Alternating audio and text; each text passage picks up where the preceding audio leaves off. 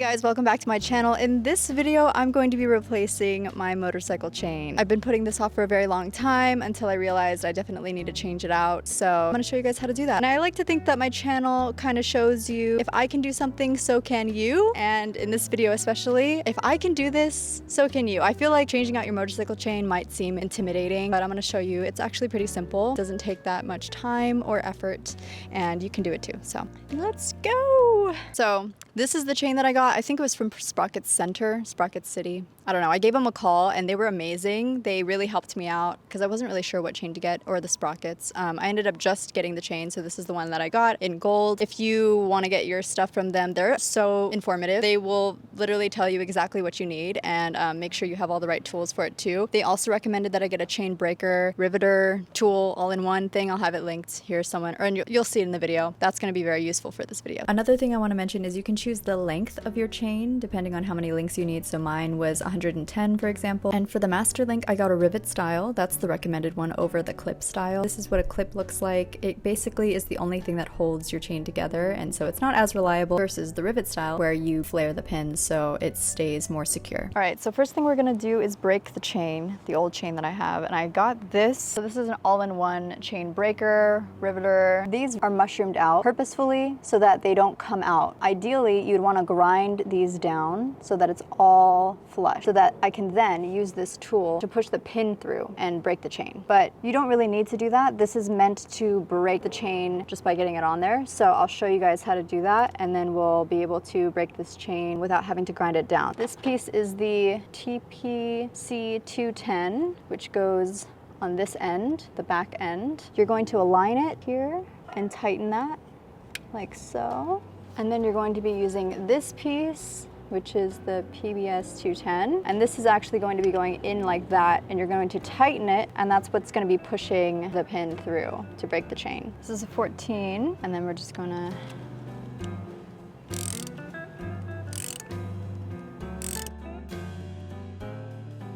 there.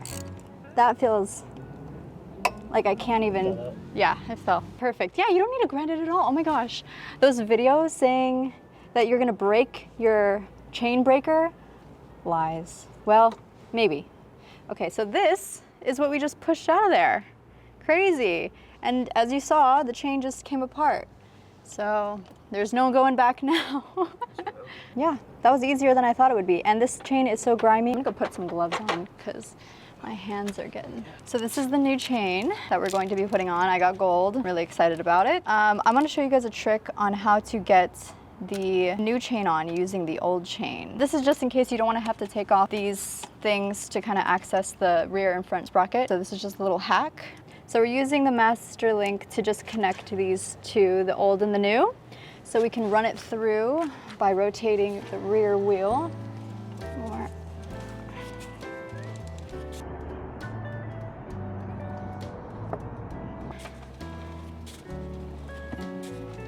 Okay, sweet.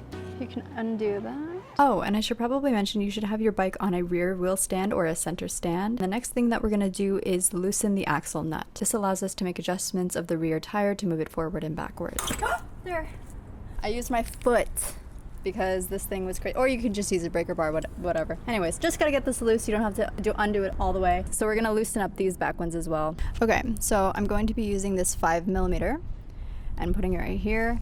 And this, I'm making sure this does not move at all while I loosen this around it. Does that make sense? So this is a 17mm and then a 5mm. And I need my other hand, so you're not gonna be able to hear me while I do this, but.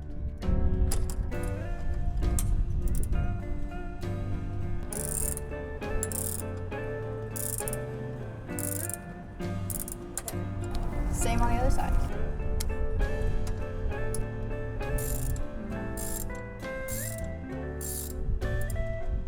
Now we're going to connect the chain with the master link. Just so you guys know, the master link is here. We put the X rings on and then some lube, grease, basically, all up in there. And then now we're going to attach everything together. And we're going in from the back so that we can rivet it. So yeah, that's all basically you need to do. And then the X then we're going to push that in with the tool, pressing, oh, rivet, installing the rivet. So now we are pushing this plate in, and then we are going to do it very carefully because we have to measure the distance between these two and the one that we are pushing in. So you can use a digital tool or, you know, this one that's more manual, and you tighten it to make sure it's the exact same distance as these other links. So we're gonna slowly tighten this and push this in more to match perfectly with these.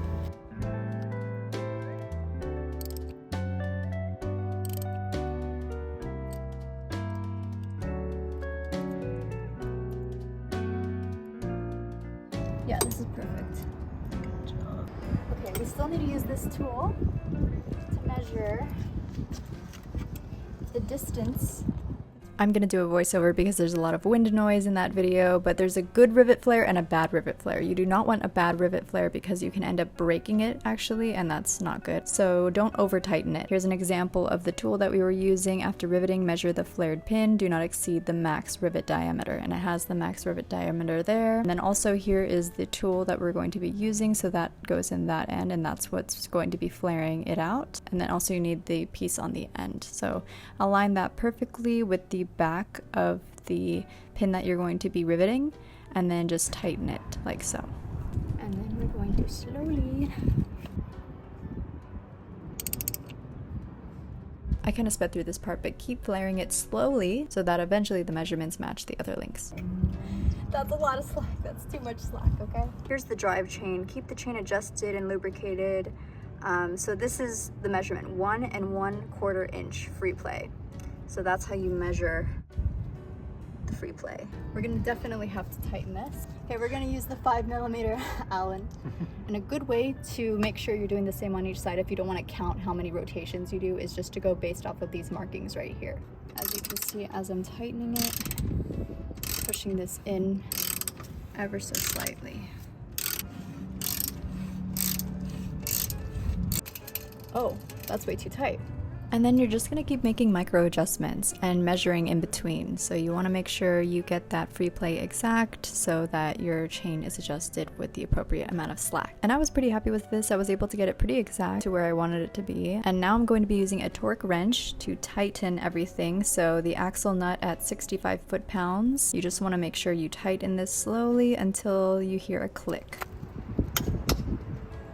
And then I'm going to be doing the same to the lock nuts at the back of the swing arm. So these are 15 foot-pounds, and here's the before and after. Quite an improvement. So I hope this tutorial was easy for you guys to follow, and if you have any questions, leave them down in the comments below. And as always, thank you guys so much for watching, and I'll see you in the next one.